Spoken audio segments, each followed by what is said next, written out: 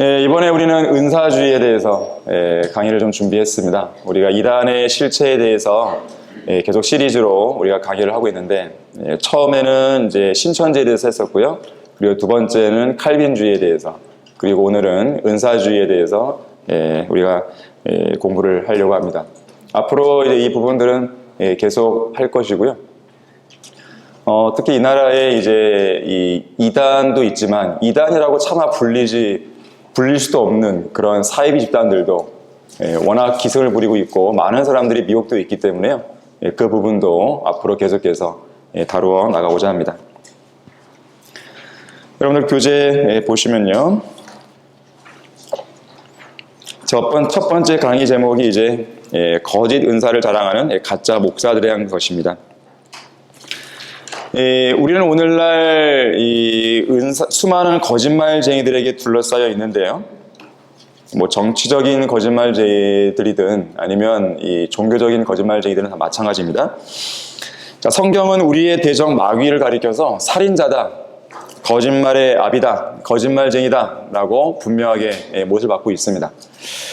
너희는 너희 아비 마귀에게서 나와서 너희 아비의 정욕을 행하고자 하는도다. 그는 처음부터 살인자였으며 진리 가운데 거하지 아니하였으니 이는 자기 안에 진리가 없음이라. 그가 거짓말을 할 때는 자신에게서 우러나와 한 것이니 이는 그가 거짓말쟁이요 또 거짓말의 아비이기 때문이라. 자, 요한복음 8장 44절의 말씀입니다. 이 세상에는 이런 마귀의 속성을 잘 드러내는 존재들이 있어요. 대표적인 사람들이 이제 로마 카톨릭이 그렇고 또 공산주의자들이 그렇고 모슬렘들이 그렇고 그리고 각종 이단들이 그렇지만 특히 그 중에서도 은사주의자들이 그런 것이에요. 여기에 교재도 나오지만 사탄의 강력한 미혹 속에 은사주의자들이 자주 사용하는 미끼들이 있어요. 미끼들. 사람들이 이 미끼에 걸려드는 것이거든요. 이런 말을 많이 하죠. 여러분의 믿음을 해방시키세요. 무엇으로부터 해방시키란 말이에요, 도대체. 이 라디오나 TV를 접촉점으로 삼아서 손을 올려놓으세요. 은사주의자들, 소위 말하는 신유자들이 항상 강조하는 것이 접촉점이에요. 접촉점. 무언가 접촉점을 마련해서 자신의 능력이 전달되게 함으로써 그 사람을 치유할 수 있다라든지 이런 거짓말을 하는 것이죠. 자기의 손을 직접 대든지 아니면 TV나 라디오에서는 직접 손을 댈 수 없으니까 그 브라운관이 직접 대라 그래요. 그렇게 하면 능력을 받을 수 있다고 이야기를 하는 것이죠. 사기꾼들이죠. 또 이런 말도 하죠. 마귀는 패배했습니다. 여러분은 그를 결박할 수 있어요. 요한계시록 20장에 보게 되면 천년왕국 때 사탄이 결박당하는 내용이 나오잖아요. 그거를 천년왕국으로 해석하는 것이 아니라 문자 그대로 받아들이는 것이 아니라 영적으로 끼워 맞추면서 바로 이 시대에 우리가 결박할 수 있다. 그렇게 이야기를 하는 거예요. 그들이 지금 결박당해 있는 것이죠. 이런 말도 하죠. 먼과 좋은 일이 오늘 여러분에게 일어날 것입니다. 여기는 여러분들에게 뭔가 좋은 일이 일어날 것이에요. 라고 하게 되면 정말 은사자들이 늘 쓰는 수법이에요. 이런 말도 해요. 성령 안에서 죽으세요. 성령 안에 죽으세요. 소위 입신이라는 말을 많이 해요.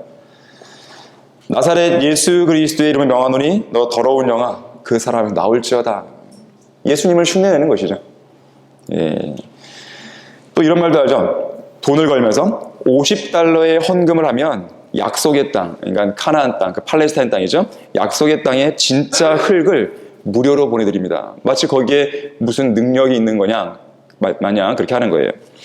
이 흙이 예수님이 탄생하셨던 팔레스타인 땅의 흙이 아니라고 증명하는 분께는 $1,000를 드립니다. 무슨 말일까요? 사람들을 꼬시는 거예요. 자, 50달러 대 $1,000예요. 베팅을 말하잖아요. 50달러를 내라 이러죠, 사실은. 그걸 이용하기 위해서 $1,000에 마치 어떤 포상금을 걷는 거예요. 혹시라도 이게 배송 사고가 나게 되면 당신이 횡재할 수 있는 거 아니냐. 그런 식의 이용을 하는 것이죠. 성령이여 이 헝겊에 기름 부으소서. 최근에 내가 쓴 책은 성령으로 기름 부음 받았습니다. 뭐 이런 말 하는 거예요.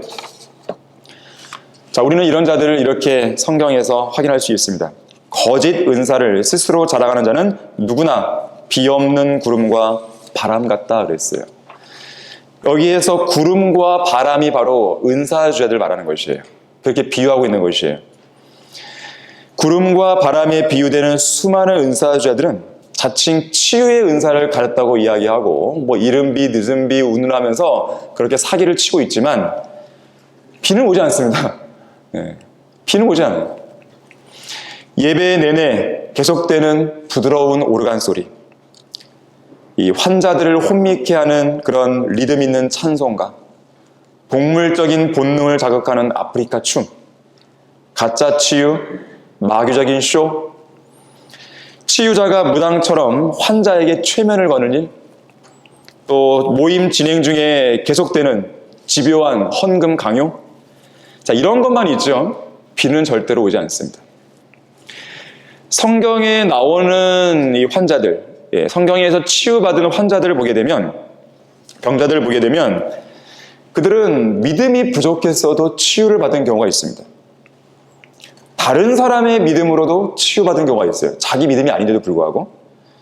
또한 치유자를 꼭 만지는 것이 아니라 만질 수 있는 어떤 거리에만 있어도, 심지어 어떤 수건에만 덮여도, 그림자에 덮여도 치유받는 경우들이 있게 됩니다.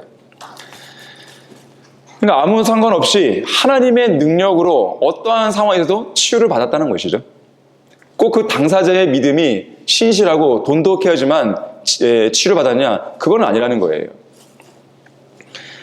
베드로, 야고보, 요한, 바울, 이 러크한 목사님의 설명에 따르면 이들이 불러온 가벼운 바람, 아주 가벼운 산들바람은 오랄 로버츠, 케네스 코플랜드, 조용기, 김기동, 윌리엄 브랜햄, 잭 코우, 데이비드 애플라이, 자, 이런 등등의 거짓 은사주자들이 조작해낸 허리케인보다 더 많은 비를 가져온다. 그렇게 러카 목사님은 이야기를 했습니다. 잠시 동영상을 하나 보실 텐데, 이 마귀에게 사로잡힌 은사주자들의 행각을 잠시 감상해 보시길 바랍니다. 소리를 좀 최대한 크게 해주시고요.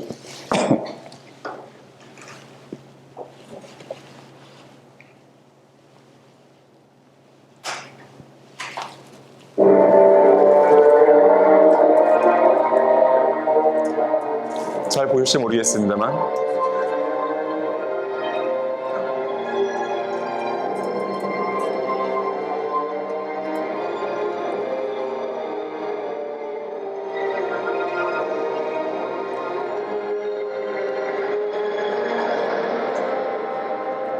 이 사람이 베니인이죠. 지금의 은사주의 집회에 있어서는 거의 이 사람이 주도하고 있습니다.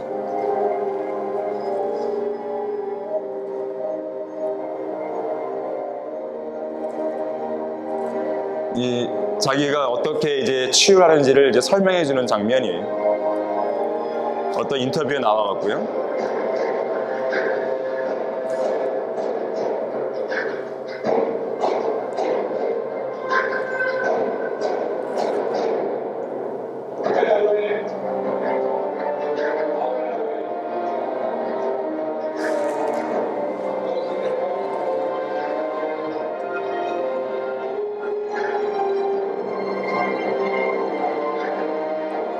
오늘날 활동을 하고 있는 은사주자들입니다.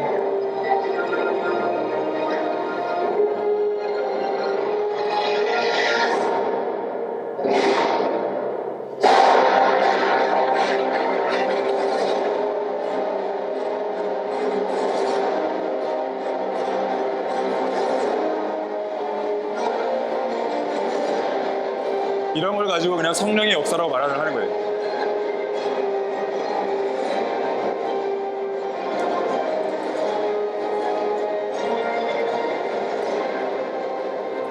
그냥 뭐 손 한 번 하면 그냥 넘어지는 거죠.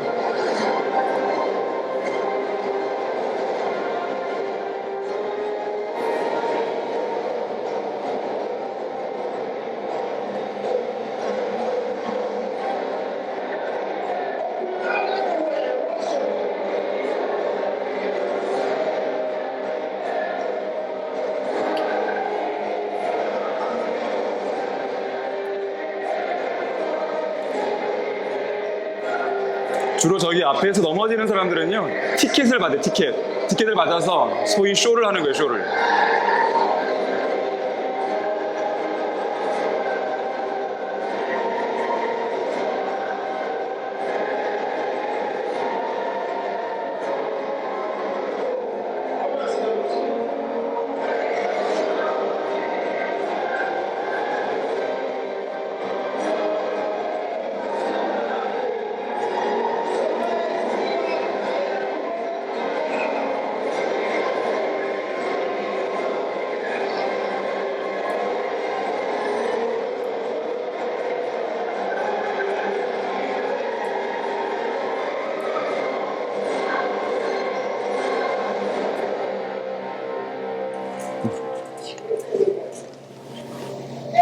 이런 것들이 오늘날 뭐 은사주자들의 집회가요, 뭐 지금도 이어지고 있어요.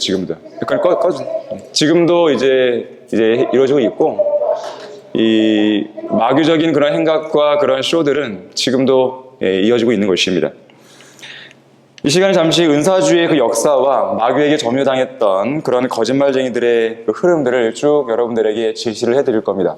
어떻게 오늘날 이런 은사주의 교리가 정착되게 되는지, 그러한 것들을 오늘 이 시간을 통해서 여러분들이 이제 확고하게 좀 아실 수 있게 될 거예요. 20세기 초 미국에서 시작된 오순절 은사주의 운동은 1895년에 이 벤자민 하딘 어원의 이 불침례 성결교회로 시작됩니다. 교회 이름이 불침례 성결교회예요. 아주 제대로 이름을 골랐죠. 이 사람은 사도행전 2장 3절에서 오순절날 성령께서 임하신 사건을 왜곡함으로써 성령께서 주시는 은혜가 이 불의 혀, 이 불타오르는 사랑의 침례, 이것을 가져온다고 주장을 했어요. 하지만 우리가 잘 알다시피 이 오순절날 나타난 것은 불이 아니라 불 같은 모양으로 갈라진 혀들이었죠. 불이 아니었어요. 그 모양이죠, 모양. 나타난 그 모습이. 또한 불침례는 성령 침례가 아닙니다. 불침례는 심판의 불, 지옥의 불이죠. 지옥의 불. 이 누가복음 3장 16절을 근거로 이들은 성령과 불을 하나로 묶어요. 그분은 너희에게 성령으로 또 불로 침례를 주시리라 그랬어요. 근데 이어지는 문맥을 보게 되면요, 성령과 불은 하나로 묶일 것이 아니에요. 성령 침례는 성령 침례고, 불은 이어지는 문맥에서 보게 되면 지옥 불임을 알게 됩니다. 구원받은 사람들은 성령 침례를 주시는 것이죠. 구원받지 못한 죄인들은 불침례를 받는 거예요.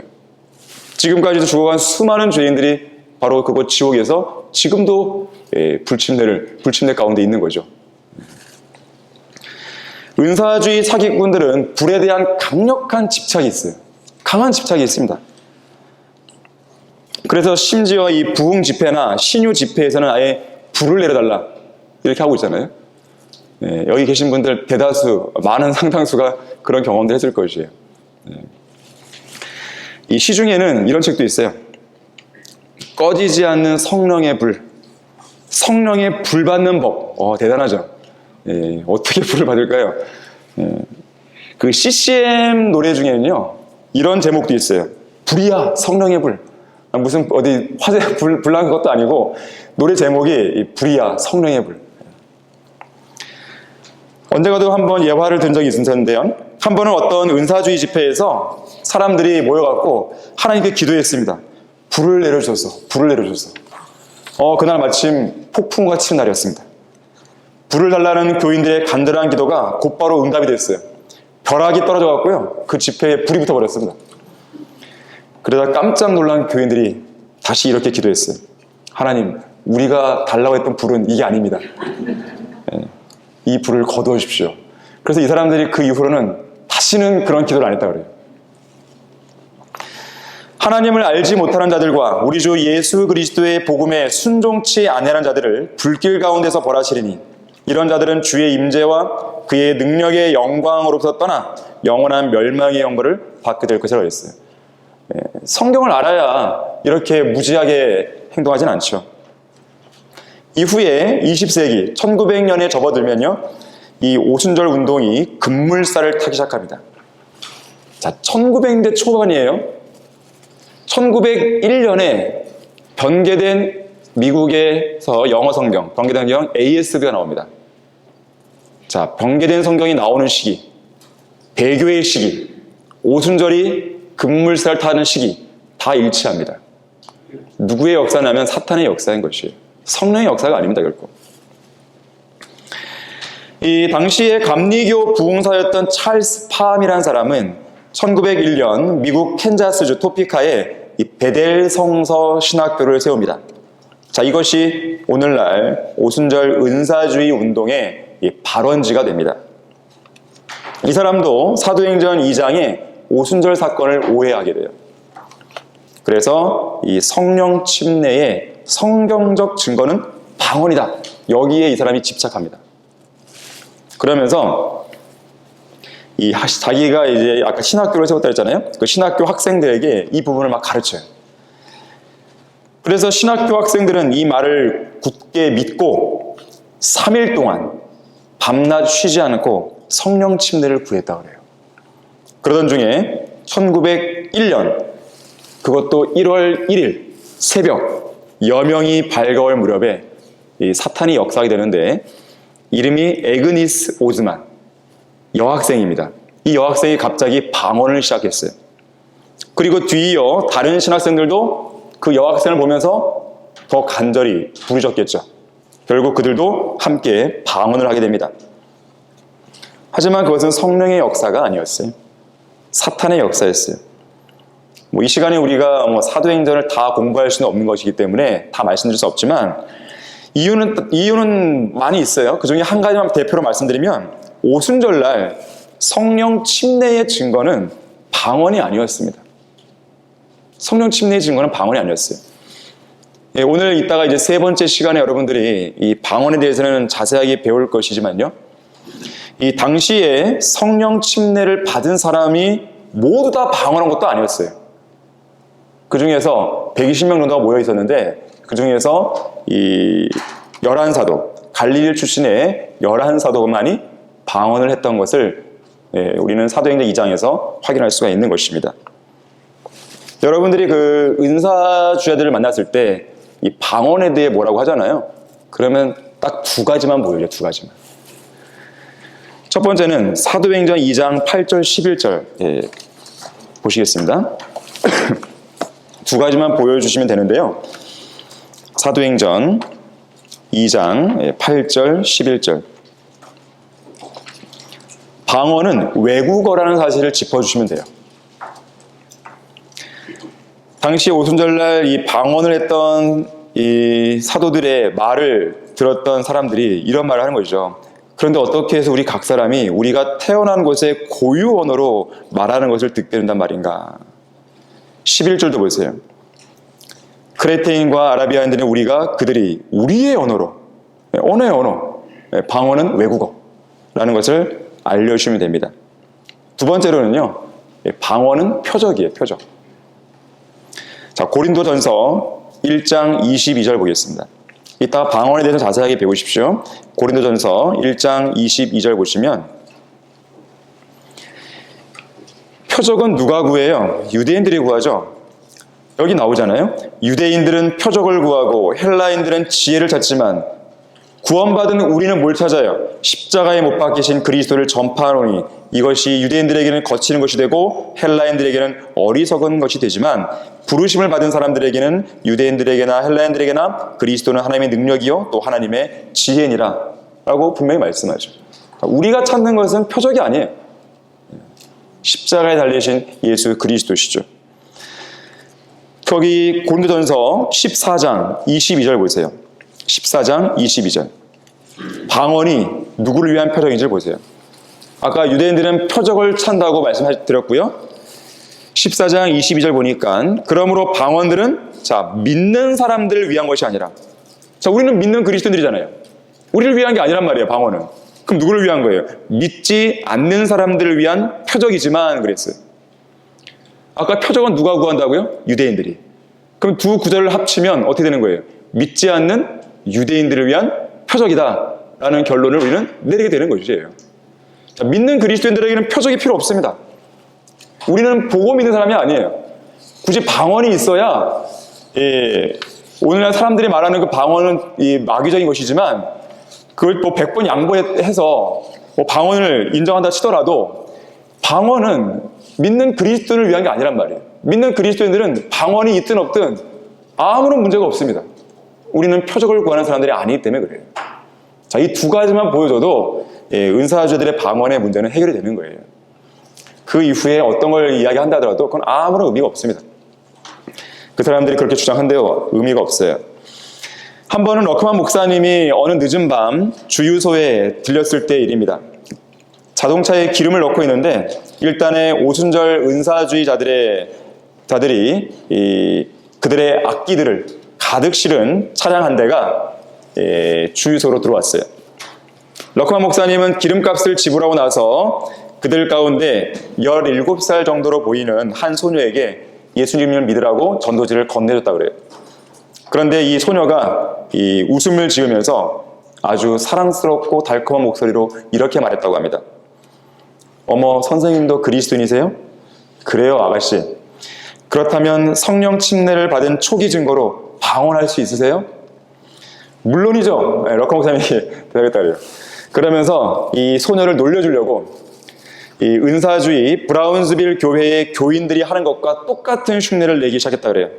이 팔과 다리를 이렇게 딱 뻣뻣하게 펴고 손을 퍼덕퍼덕거리면서 이 아주 경건하게 하늘을 다 응시한 채 눈알을 막 이리저리 굴리면서 아무 말이나 하게 내뱉었어요. 에타슈나임, 샬루샤, 알바웨이, 마할투트. 딱 그러니까 이 말을 방언으로 간주한 소녀가 아주 감동을 해갖고요. 이 손뼉을 치면서 자기랑 같이 왔던 일행들에게 이렇게 말하는 거예요. 얘들아, 이분도 방언할 줄 아셔. 정말로 잘하셔. 그때 러커 목사님이 토하는 줄 알았다고 그렇게 얘기를 하셨는데 그러면서 그런 말씀하시는 거예요. 은사주자들을 속이는 것은 식은 죽 먹기답니다. 뭘 어떻게 해도 그들은 막 속아 넘어가는 거예요. 그러니까 아까 그런 영상들이 나오는 거예요. 그게 정말로 성령의 집회이냐? 그렇게 사람들은 착각하고 있는 것입니다. 1906년에는요, 미국 로스앤젤레스의 흑인 목사 윌리엄 시무어가 아주사 거리를 중심으로 소위 성령 운동을 일으킵니다. 이 은사주의 운동과 관련해서 이 아주사 거리는 아주 유명하게 알려져 있습니다. 그렇게 해서 이 방언이 확산되고 은사주의 운동이 본격적으로 확산되기 시작해요. 여기 보이는 모습이 당시의 아주사 거리의 모습이에요. 이것은 이제 오늘날 현대의 아주사 거리에서의 집회하는 모습이고요. 그런데 이때를 같이 해서요, 우리나라에서도요, 평양 대부운동, 소위 말하는 그 평양 대부운동이 일어납니다. 1907년이었어요.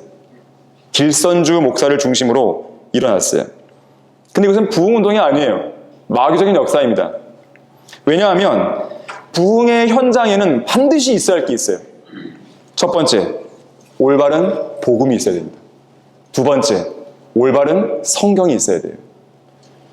바른 성경과 함께하지 않는 부흥은 없어요. 올바른 복음 전파와 함께하지 않는 부흥은 없습니다. 필라델피아 교회 시대를 우리가 쭉 돌아보더라도요, 항상 그 현장에는 바른 성경인 영어 킹제임스 성경이 있었고 그 성경을 기반으로 한 바른 복음이 전파되고 있었고 바른 진리가 선포되고 있었습니다. 바로 거기에서 시작돼서 1차 대각성, 2차 대각성, 3차, 4차, 5차, 6차, 7차, 뭐 때로는 8차까지 말하는데 그런 대각성 운동이 미국 전역을 휩쓸고 다닌 거예요. 하지만 평양 대부운동 거기에는요, 성경이 없었어요. 바른 성경이. 바른 복음이 없었습니다. 오히려 샤머니즘이 있었죠.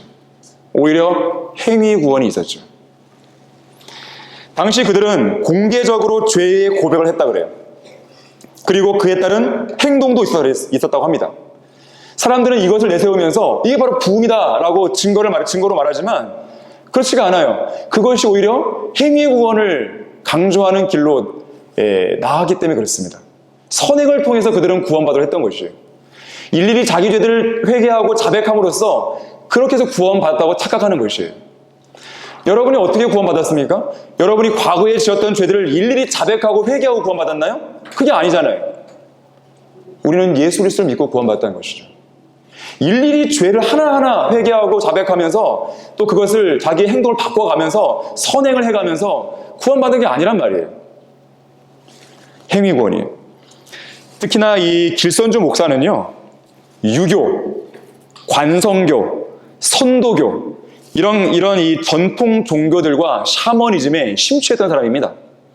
이거와 기독교를 혼합한 것입니다. 이것이 바로 사탄의 전략이죠. 이 일곱 교회 시대 가운데 퍼가모 교회 시대가 어떤 특징이 있습니까? 퍼가모의 뜻이 뭐냐면 숱한 결혼이에요. 기독교와 세상이 혼합되는 것이에요. 기독교와 바빌론 종교가 혼합되는 것이에요. 기독교와 이교도가 혼합되는 것이에요. 기독교와 즉 교회가 세상 정부와 혼합되는 것입니다. 그렇게 해서 탄생된 게 뭐예요? 로마 카톨릭이에요. 그거는 기독교가 아니에요. 로마 카톨릭은 교회가 아닙니다. 사탄의 집단이죠. 마찬가지예요.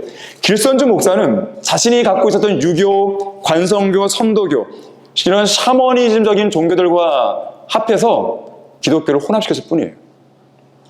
바로 거기에서 새벽 기도가 나온 거예요. 새벽 기도. 먼 옛날 어머니들이 정한수를 떠놓고 새벽마다 아침에 자녀들을 위해서 간절히 빌고 했던 지성이면 감천이다. 이 믿음 아닌 그 믿음으로 했던 그 모습이 새벽 기도로 발전된 것입니다. 오늘날 새벽 기도로 돈 번 교회가 있죠. 명성교회입니다. 특별 새벽 기도 집회.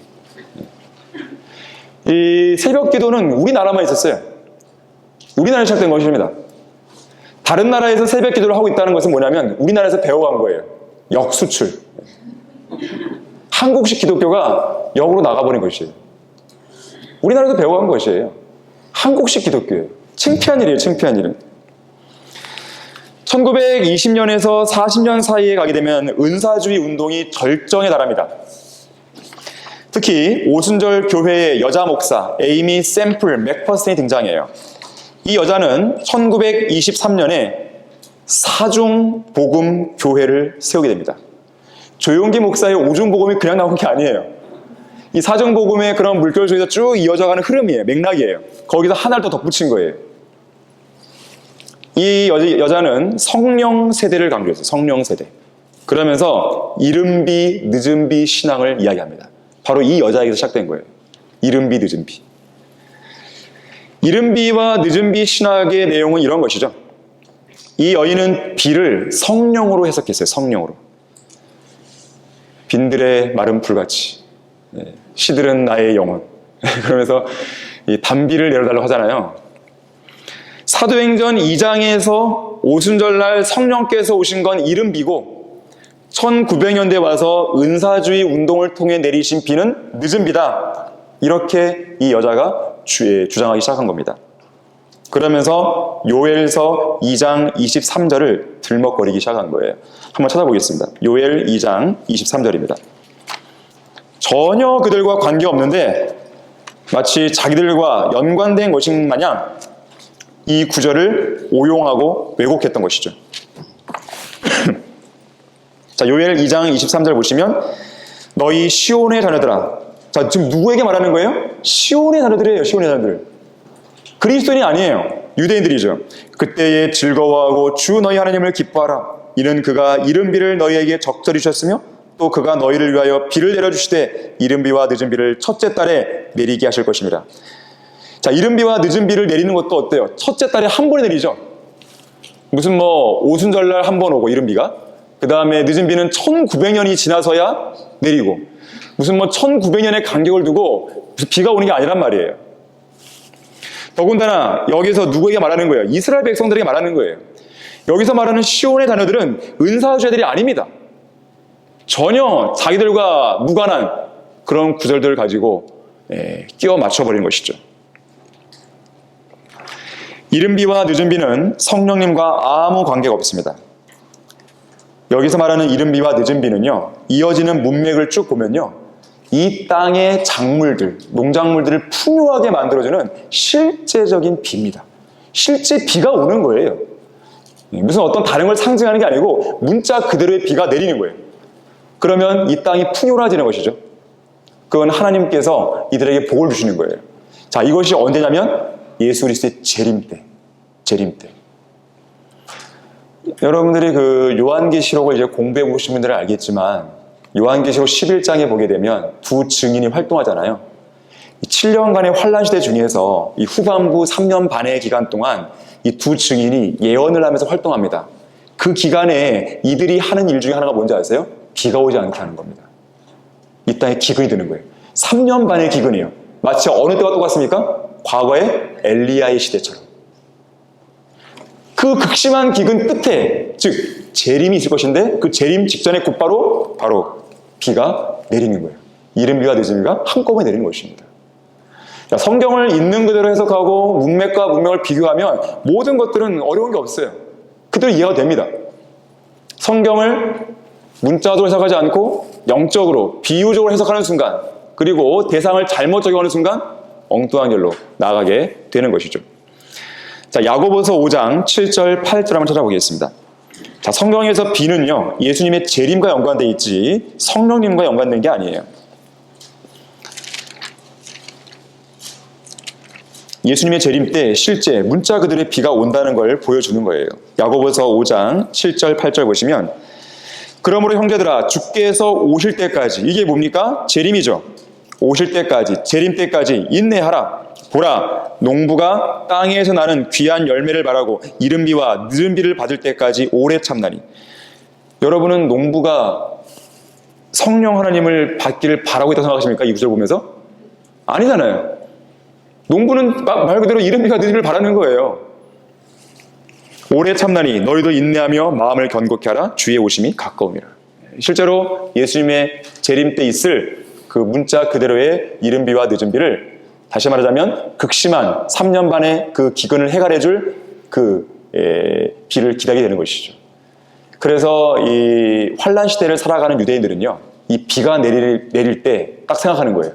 아, 예수님이 이제 오시는구나. 예수님이 이제 오시는구나. 이 비가 내리는 것이 그들에게는 재림의 첫 신호탄이 되는 것이에요. 그 가운데 그들은 대대적으로 회개를 하게 될 것입니다. 그런 가운데에 하나님께서는 성령을 모든 육체 위에 부으실 것이에요. 자, 요엘서 2장 28절 보세요. 문자 그대로의 비가 내리는 가운데에 하나님께서는 그들 위에 성령을 부으실 것이고, 그 가운데 그들은 대대적으로 회개를 하게 될 것입니다. 예수님을 이제 메시아로 말아드리는 것이죠. 자, 요엘서 2장 28절 보시면, 자, 그 후에 어떤 후에예요? 지금 아까 우리가 23절 봤지만 23절부터 27절까지는 뭐예요? 이른 비와 늦은 비가 내리는 거예요. 그러면서 땅이 풍요로워지는 것입니다. 즉 이른 비와 늦은 비가 내린 후에예요. 비 자체가 성령님이 아니란 뜻입니다. 그 내린 후에 내가 내 영을 모든 육체 위에 부으리라. 그러면 너희 아들들과 너희 딸들이 예언할 것이요, 너희 노인들은 꿈들을 꿀 것이며 너희 청년들은 환상을 보리라. 또 그 날들에는 내가 남종들과 여종들 위에도 내 영을 부어주리라. 내가 하늘들과 땅에 이적들을 보이리니 피와 불과 연기 기둥들이라. 주의 위대하고 두려운 날이 오기 전에 해가 흑암으로 달이 피로 변하리라. 과연 오늘날 은사주의 운동이 일어난다고 하는 사람들이 지금 31절 이것이 이루어졌나요? 막 이 해가 흑암으로 변하고 달이 막 피로 변하고 있나요 지금요? 과연 정말로 성령께서 그들에게 임했다고 한다면 이러한 일들도 일어나야 될 거 아니겠어요? 불과 연기 기둥들, 하늘들과 땅에 이적들이 막 나와야 될 거 아니겠어요? 근데 없잖아요. 거짓말쟁이들이죠. 이 CCM 중에요, 마지막 날에라는 노래가 있어요. 마지막 날에. 이 요엘서 2장 28절 29절을 가지고 작사 작곡한 거예요. 그 가사가 이렇습니다. 마지막 날에 내가 나의 영으로 모든 백성에게 부어주리라. 자녀들은 예언할 것이요, 청년들은 환상을 보고 아비들은 꿈을 꾸리라. 주의 영이 임하면 성령이여 임하소서, 성령이여 우리에게 임하소서. 그런 식으로 성령이여 임하소서라고 간절히 부르짖고 불길 같은 성신여 하면서 노래를 부르는 청년들이 환상을 보고 꿈을 꾸게 된다고, 또 방언한다고 고래고래 소리를 지르며 두 손 들고 막 집회에 참석하는 것이죠. 아까 그런 모습들처럼요. 저도 과거에 이 정도까지 심하지는 않았지만 어딘가 중국 단기 선교를 갔다 온 적이 있었어요. 그래서 어느 지역에 갔다가 중국에는 자전거가 유명하잖아요. 자전거를 타고 오는데 비가 막 내리는 거예요. 그때 제가 알고 있었던 노래가 빈들의 마른 불같이였어요. 그 노래를 내가 부르면서 이제 달려오면서 얼마나 감동받았지 몰라요. 무지하니까 그런 짓을 하는 거예요. 무지하니까. 자, 20세기 중엽 1940년대 후반부터 은사주의 운동은 예언, 환상, 기적, 병고침 등을 본격적으로 강조하기 시작했습니다. 특히 윌리엄 브랜햄이 늦은비 운동을 더 강하게 일으켰고 환상과 예언을 강조했어요. 특히 이 사람은요, 사도직과 선지자 직분이 계승된다, 이렇게 거짓말을 했습니다. 그러한 사도의 은사들이 전가가 된다, 이렇게 얘기한 거예요. 그러면서 기적 집회를 열기도 했고요. 하지만 이 사람은요, 삼위일체를 부인하는 사람이에요. 인간의 원죄와 예수 그리스도의 십자가의 필요성도 부정한 사람입니다. 자, 성경과 역사가 인정하는 유일한 사도적인 계승은 사도들의 사역 아래서 개종한 사람들의 계승 외에는 없어요. 이것을 가지고 사기치는 자들이 바로 로마 카톨릭과 은사주자들입니다. 자, 이 즈음 또 한 명의 여자 목사가 등장합니다. 바로 캐더린 쿨만이라는 여자예요. 이 여자는 병 고치는 집회들을요, 아주 확산시킵니다. 수많은 자들이 여기에 참여해요. 그녀는 어느 날 설교 도중에 몇몇 교인들이 병 고침을 받았다고 말하면서부터 믿음을 통한 신유, 이것을 강조하기 시작합니다. 오늘날의 모든 신유는 이 여자에게 나왔다고 해도 과언이 아니에요. 이 여자에게서 많은 사람들이 영감을 받아서 은사주의 목사들이 활동하고 있습니다. 거의 교재 11페이지에서요. 두 번째 단락, 교재 11페이지 두 번째 단락 다섯 번째 줄 보시면 늘 이런 이야기를 해요. 이 여자가. 오르간 전주곡이 딱 끝나요. 그러면 그녀는 항상 청색이나 흰색의 긴 예복을 입고 무대 위에 나타납니다. 여기도 지금 흰색 옷을 입고 있는 거예요. 그러면 모든 회중이요, 자리에서 일어나요. 그녀를 맞이하기 위해서. 그러면 이 여자는 이렇게 말하곤 하죠. 오늘 이 자리에 참석하신 여러분 모두에 대해 매우 기쁘게 생각합니다. 성령께서 우리 가운데 크게 역사할 것입니다. 그 말을 한마디를 해요. 그 말이 끝나면 기대감에 찬 수천 명의 사람들이 찬송을 부르면서 분위기가 막 고조됩니다. 그리고 고조가 되면 그녀가 기도하고 간단히 설교를 마치면서 갑자기 이런 말을 해요. 저 위쪽 발코니 두 번째 줄에 있는 사람이 방금 암이 나왔습니다. 17번째 줄에 있는 소녀의 폐병이 나왔습니다. 지금 병이 나은 사람들 다 무대 위로 올라오세요. 이렇게 해요. 그러면 그 사람들 올라와요. 올라오게 되면 이 여자가 그 사람들의 머리 위로 두 손을 올리고 기도합니다. 그럼 약속이나 한 듯이 벌러덩 넘어지기 시작하는 거예요. 오늘날의 은사주의 집회의 시초라고 볼 수 있습니다. 이런 신유 집회. 그런데 거기 박스 내용 보시게 되면요, 예수님께서 제자들을 부르셔서 이 마귀들을 다스리고 병을 고치는 권세들을 주셨을 때요, 이들은 뭘 했냐면 거기 중간쯤, 박스 안에 중간쯤 보게 되면은 이 굵은 글씨로 성경 구절이 있어요. 이 고을마다 돌아다니면서 복음을 전파하고 가는 곳마다 병을 고쳤다 그랬습니다. 이게 핵심이에요. 정말로 어느 누군가가 이 시대에 이 치유의 그 신유의 은사가 있어서 정말로 있어서 할 수 있다고 한다면 그는 집회를 열 것이 아니라 마을마다 도시마다 돌아다녀야 돼요. 중환자실을 타러다닙니다. 암병동을 타러다녀야 돼요. 다니면서 복음을 전하고 고쳐줘야죠. 근데 그들은 그렇게 안 하잖아요.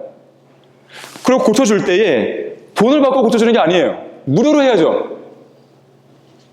근데 그들은 안 하잖아요. 자, 그것만 보더라도 그들이 사기꾼인 것을 알 수 있는 거예요. 특히나 이 코로나 형국이 얼마나 그들에게는 절호의 기회 아닙니까? 그들의 능력을 보여줄? 위중증 환자들 찾아가야죠. 가서 고쳐줘야죠. 하지만 그들은 못하는 겁니다. 왜 못할까요?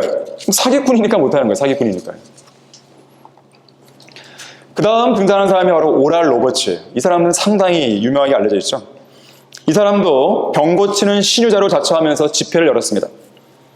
하지만 이 오랄 로버츠의 집회는요, 다른 어떤 은사주의 집회보다도요, 가장 사기극 중에 사기극이었어요. 이 보통 은사주의 목사들이 마귀들을 쫓아내는 의식을 할 때요, 이 환자들, 병자들 그 밑바닥에다가요, 이 강한 전기판을 깔아놓는다 그래요. 그래서 이 예수 그리스도의 명하노니 이 마귀가 나갈지어다. 그러면 전기가 순간 들어오는 거예요. 그러면 그 전기 충격으로 이 사람들이 나가 자빠지는 것이죠.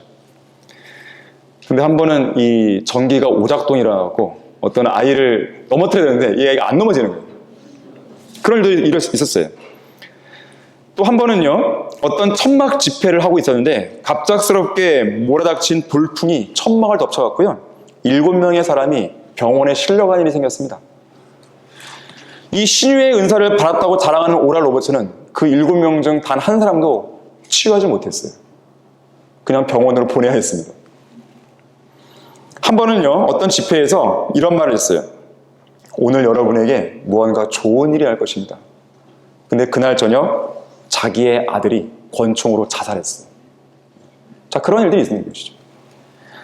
1980년대에 들어오게 되면요, 존 윈버가 찬양 사역을 소위 시작합니다. 그러면서 그 유명한 비냐드 운동. 이 비냐드가 뭡니까? 포도원이에요, 포도원. 직역하면 포도원 운동이에요. 포도원을 세우는 운동, 그런 겁니다. 그래서 표적과 기사와 치유 등을 통해서 능력 있는 복음 전도를 강조하는 이 오순절 운동, 또 은사 운동, 이런 걸 가리켜서 소위 비냐드 운동이라고 지칭을 하고 있어요. 여기에는 병고침, 마귀를 쫓아내는 것, 진동, 거꾸러짐, 이런 현상들이 성령께서 임하신 표적이라고 이들은 사기치는 것이죠. 이 즈음에요, 우리나라에도 있었어요. 우리나라에서도요, 이 이름이 예태해, 어려운데 예태해. 예태해라는 사람이 백봉산 기도원 영성수련회에서요, 이 쓰러짐, 입심 이런 것을 행하기 시작합니다. 이 은사주의를 주장하는 은사주의 그 배후에 있는 마귀의 영이 전 세계를 막 휩쓸어 다니고 있는 것이죠. 이 존 윈버처럼 비냐드 운동을 주장하는 사람들은요, 이 영적 체험, 이것을 강조합니다. 그러면서 몸의 진동, 떨림, 거꾸러지는 현상, 성령 안에서 죽는 것, 심지어 짐승 소리를 내요. 짐승 소리를 막 사람들이 기어다니면서 내는 거예요. 그러면서 이것이 성령께서 임하신 것이다, 이런 말을 하게 됩니다. 이게 소위 말하는 양탄자 시간인데, 사람들이 양탄자에 그냥 누워요. 막 누워서 한 시간, 2시간 막 누워있기도 하고 막 그래요. 그러면서 막 이 짐소리 막 내요. 잠깐 이들의 이 마귀에게 사로잡힌 비냐드 운동의 실체를 잠깐 보겠습니다. 약간 화질이 좀 옛날 거라서 좀 그럴 수 있는데, 그냥 소리로만 좀 들으시면 좋을 것 같아요. 짐승 소리를 내는 거예요. 이게 집회에서. 이거를 성령께서 임하셨다라고 생각하는 거예요. 그래서 막 기어다니고 그래요. 이것이 비냐드 운동에서 나타나는 모습들입니다. 실제로. 저러고 있는 거예요.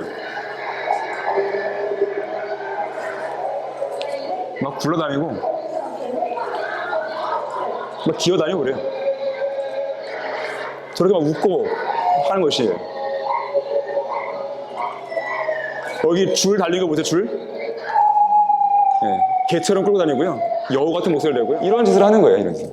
이것이 비냐드 운동에서 일어나는 일들입니다, 실제로. 이게 과연 성령 운동이겠어요? 마귀에게 사로잡힌 자들의 모습이죠.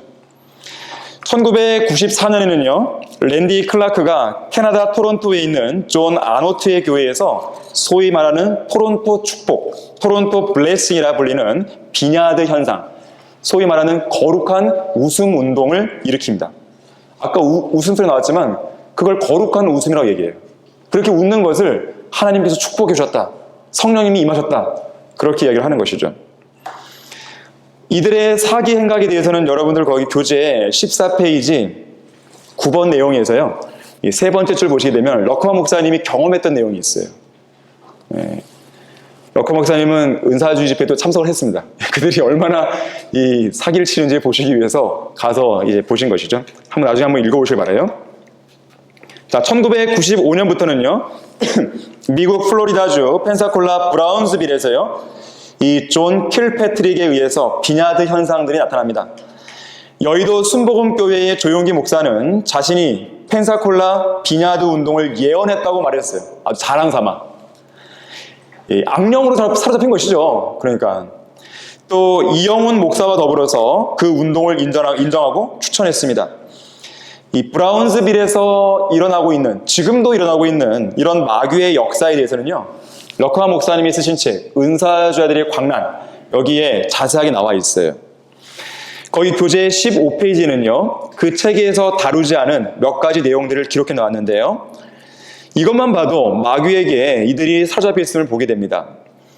거의 몇 가지만 쭉 그냥 훑어보게 되면 머리를 막 흔들고 경련을 일으키고 멍하니 술에 취한 상태에 있고 머리가 혼미하고 또 성령 안에서 이상한 춤을 추고 어떤 사람은 복도에 쓰러져 있고 심한 울부짖음과 신음을 하고 또 어떤 사람은 번갯불 같은 게 날 쳤다 막 그런 말 한다는 말이죠.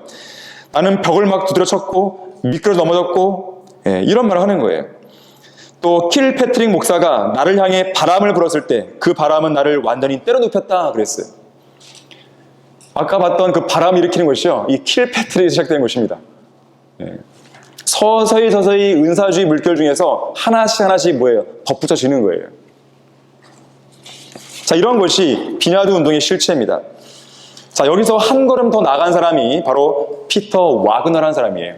이 사람은 소위 신사도 운동을 주장합니다. 신사도 운동. 그러면서 이 은사주의 물결을요, 이렇게 표현해요. 1900년대 초 미국 아주사 방언 운동을 제1의 성령의 물결이다. 그리고 60년대, 70년대 일어난 은사 운동을 제2의 성령의 물결이다. 그리고 80년대에 일어난 비냐드 운동을 제3의 성령의 물결이다. 자, 이것을 하나로 딱 묶어갖고 제2차 사도들의 시대가 시작된 거다. 그렇게 얘기해요.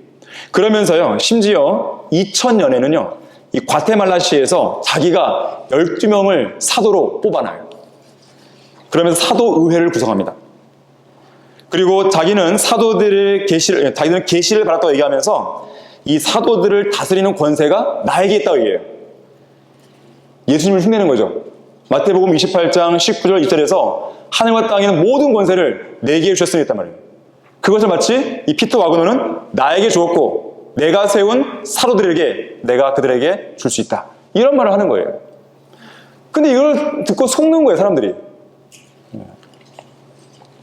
그러면서 이렇게 말해요. 이 신사도 운동을 이야기하면서 기성 부단들은 낡은 가죽 부대이고 자기가 일으킨 신사도 운동은 새 가죽 부대이다. 정말 엿장수 마음대로 자기가 막 성경을 해석해 버리는 거예요, 그냥. 자, 제2차 사도들의 시대, 그런 건 없습니다. 특히 성경은 낡은 가죽 부대는 이스라엘이고 새 가죽 부대는 새 포도주라는 사실을 분명하게 잘못 나왔네요. 새 가죽 부대는 이제 교회라는 사실을 이제 보여주고 있는 것이죠.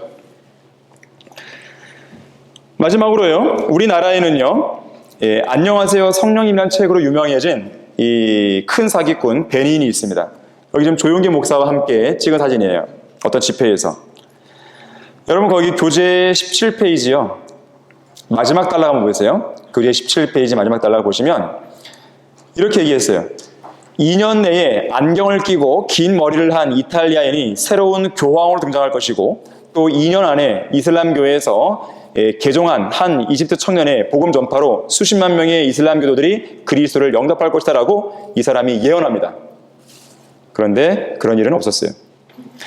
사람들은 장례식을 추수할 것이고 그들의 죽은 자들을 관에 넣은 채로 텔레비전 앞으로 들고 와서 하나님의 능력이 그들을 만지길 기다릴 것이다. 당신이 오늘 하나님께 헌금하겠다고 서약하면 그대의 심장병을 오늘 밤 치료해 줄 것이다. 불특정 다수를 향해서 그냥 이런저런 아무 말이나 짓거리고 있는 것이에요. 특히 이 사람의 유명한 장풍이 장풍. 옷 한 번 휘두르면요. 앞에서 첫째 줄에서 한 10번째 줄? 여기 있는 사람 다 넘어지겠네요. 그렇게 되는 것이에요. 한번 보시겠습니다. 베니인의 이 집회 장면이에요.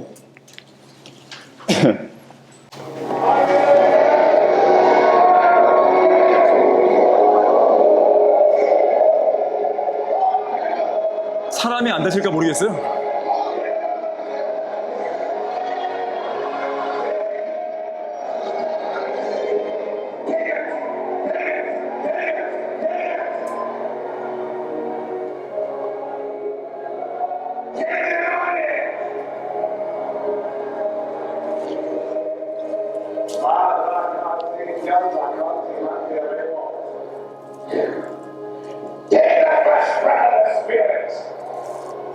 여기까지 한번 보시죠.